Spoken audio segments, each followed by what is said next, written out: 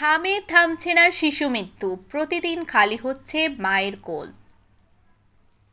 হামে আক্রান্ত হয়ে বাড়ছে শিশু মৃত্যুর সংখ্যা।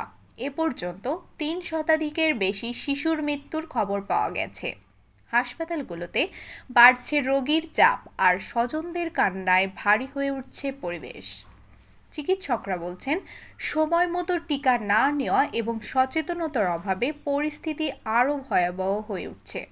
বিশেষ করে শিশুদের মধ্যে দ্রুত ছড়িয়ে পড়ছে এই সংক্রমণ।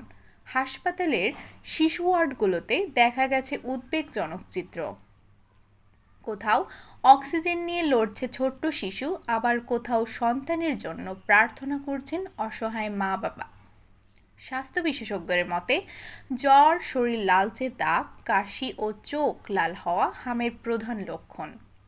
এ ধরনের উপসর্গ দেখা দিলে দ্রুত চিকিৎসকের পরামর্শ নেওয়ার আহ্বান জানিয়েছেন তারা। এদিকে শিশু মৃত্যুর সংখ্যা বাড়লেও কার্যকর পদক্ষেপ নিয়েও প্রশ্ন তুলছেন অনেক অভিভাবক। বিশেষজ্ঞরা বলছেন, হাম প্রতিরোধের সবচেয়ে কার্যকর উপায় হলো শিশুদের পূর্ণ টিকাদান নিশ্চিত করা এবং সচেতনতা বৃদ্ধি করা। শিশুদের সুরক্ষায় এখনই প্রয়োজন দ্রুত ব্যবস্থা ও সবার সচেতনতা। ডেস্ক নিউজ, দৈনিক জনতার আদালত, ঢাকা।